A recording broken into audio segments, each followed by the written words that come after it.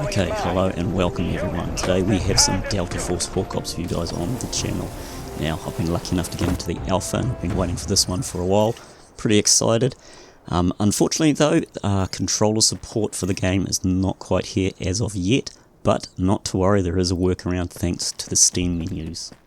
Okay, so once you've opened up the game, to access the Steam menus, you hit Shift and Tab, and that'll bring you up to a page, and down the bottom you'll see there's like a taskbar where you just want to pick the little controller icon. This will take you into that menu.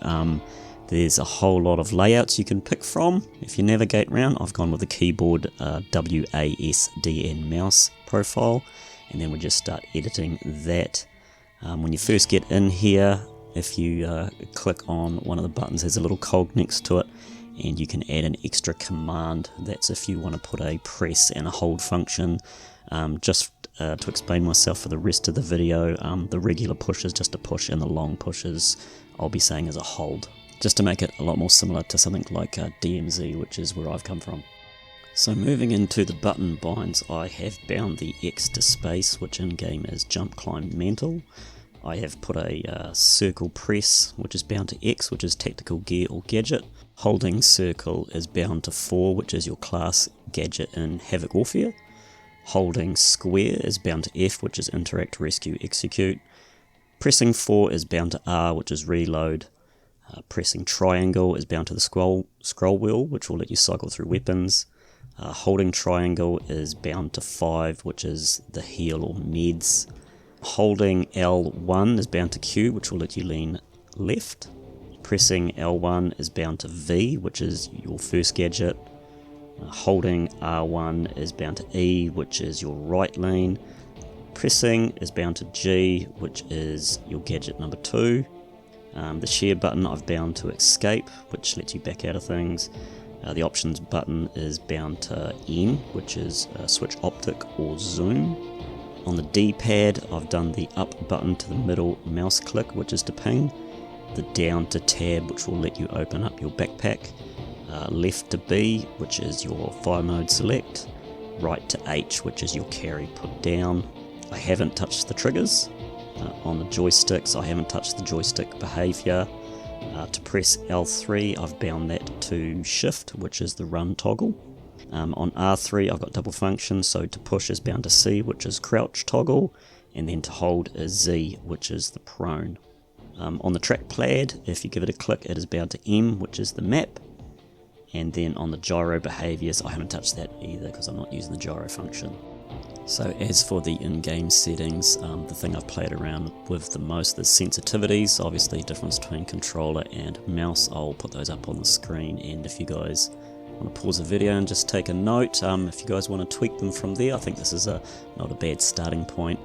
The only other thing you might want to change is the toggle for ADS as default. You want to just change that to hold so it makes sense on your triggers on a controller. Right, so there you go. Hopefully that's a good starting point. Just remember there's no aim assist, so if you come up against competent mouse and keyboard players, you are going to be at somewhat of a disadvantage. But just remember to move cover to cover and slow down your play. Just don't go running in like you're still playing Call of Duty. So for the rest of the video, I'm just going to put a gameplay that I had where I went in with nothing, no weapons, no gear, just a couple of meds. So this quite could possibly be one of the first 0 to heroes on controller. Maybe, maybe not, I don't know. But anyway, until next time, just remember to shoot, loot and scoot.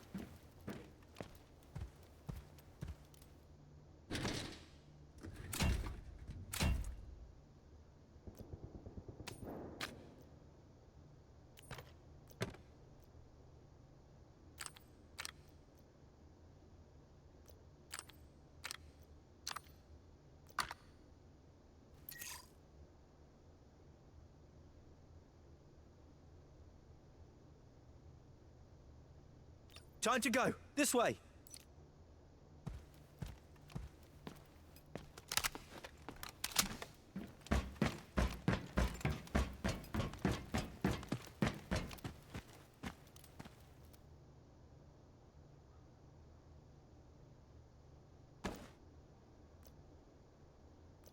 Attention, soldier. The elevator inside the dam has been activated. You can now use it to evacuate.